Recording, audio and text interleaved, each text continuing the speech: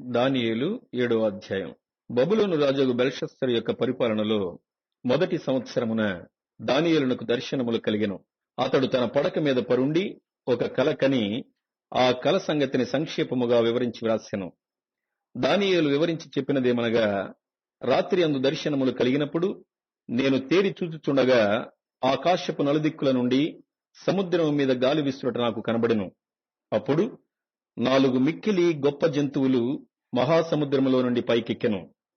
ఆ జంతువులు ఒకదానికొకటి భిన్నములై ఉండెను.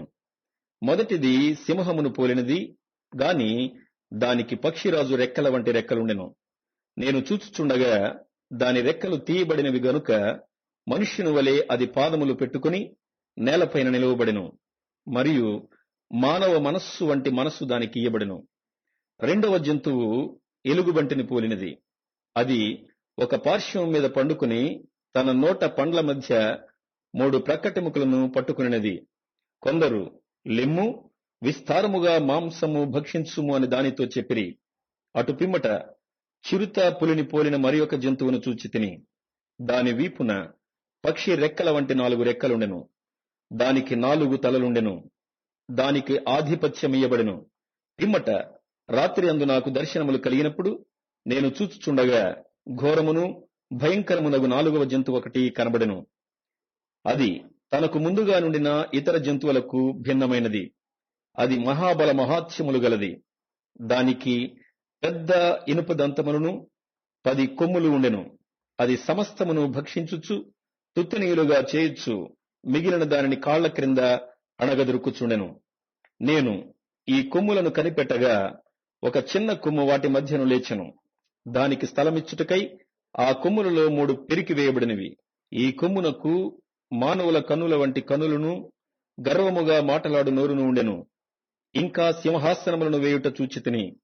మహావృద్ధుడొకడు కూర్చుండెను. ఆయన వస్త్రము హిమము వలె ధవళముగాను, ఆయన తల వెండ్రుకలు శుద్ధమైన గొర్రె బొచ్చు వలె తెల్లగాను ఉండెను. ఆయన సింహాసనము అగ్ని జ్వాలల వలె మండుచుండెను. దాని చక్రములు అగ్ని వలె ఉండెను. అగ్ని వంటి ప్రవాహము ఆయన యొద్ద నుండి ప్రవహించుచుండెను. వేవేల కొలది ఆయనకు పరిచారకులుండిరి. కోట్ల కొలది మనుష్యులు ఆయన ఎదుట నిలిచిరి. తీర్పు తీర్చుటకై గ్రంథములు తెరవబడెను. అప్పుడు నేను చూచుచుండగా ఆ కొమ్ము పలుకుచున్న మహాగర్వపు మాటల నిమిత్తము వారు ఆ జంతువును చంపినట్టు కనబడెను. తరువాత దాని కళేబరము మండుచున్న అగ్నిలో వేయబడెను. మిగిలిన ఆ జంతువుల ప్రభుత్వము తొలగిపోయెను. సమయము వచ్చు వరకు అవి సజీవుల మధ్యను ఉండవలనని ఒక సమయము ఒక కాలము వాటికి ఏర్పాటాయెను. రాత్రి కలిగిన దర్శనములను నేనింకా చూచుచుండగా ఆకాశ మేఘారూఢుడై మనుష్య కుమారుని పోలిన ఒకడు వచ్చి ఆ మహావృద్ధుడగు వాని సన్నిధిని ప్రవేశించి ఆయన సముఖమునకు తేబడెను. సకల జనులను, రాష్ట్రములను, ఆయా భాషలు మాటలాడువారును ఆయనను సేవించున్నట్లు ప్రభుత్వమును, మహిమయు, ఆధిపత్యమును ఆయన కీయబడును. ఆయన ప్రభుత్వము శాశ్వతమైనది, అదెన్నటికి తొలగిపోదు. ఆయన రాజ్యం ఎప్పుడునూ లయము కాదు. నాకు కలిగిన దర్శనములు నన్ను కలవరపరచుచున్నందున దానియేలును నేను నా దేహములో మనోదుఃఖము గలవాడనైతిని. నేను దగ్గర నిలిచి ఉన్న వారిలో ఒకని యొద్దకు పోయి ఇందును గూర్చిన నిజమంతయు నాకు చెప్పుమని అడుగగా అతడు నాతో మాటలాడి ఆ సంగతుల భావమును నాకు తెలియజేసెను. ఎట్లనగా, ఈ మహాజంతువులు 4 ఉండి లోకమందు ప్రభుత్వము చేయబోవు 4 రాజులను సూచించుచున్నవి. అయితే మహోన్నతుని పరిశుద్ధులే రాజ్యాధికారమునందుదురు. వారు యుగయుగములు యుగ యుగాంతముల వరకు రాజ్యమెలుదురు.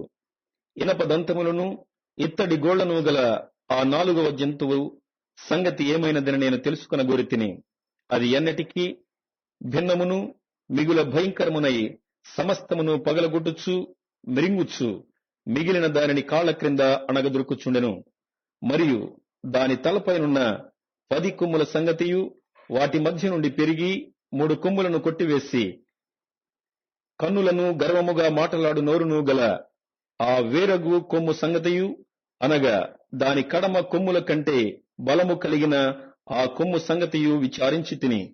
ఈ కొమ్ము పరిశుద్ధులతో యుద్ధము చేయుచు వారిని గెలుచునదాయను.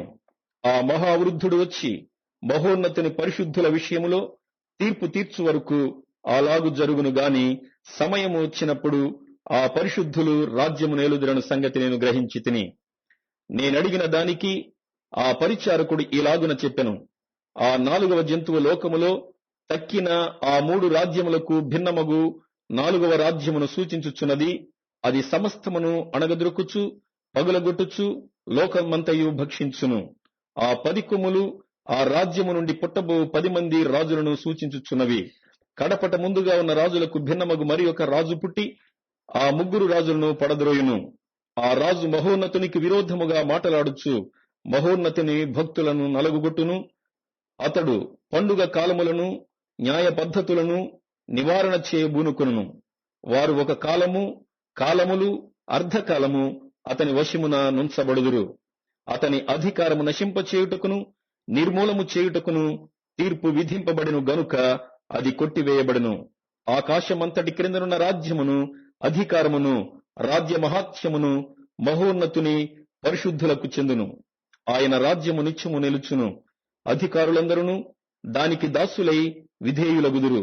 ఇంతలో సంగతి సమాప్తమాయను అని చెప్పెను. దానియేలును నేను విని మనస్సునందు అధికమైన కలతగలవాడనైతిని. అందుచేత నా ముఖము వికారమాయను. అయితే ఆ సంగతి నా మనస్సులో నుంచుకొంటిని.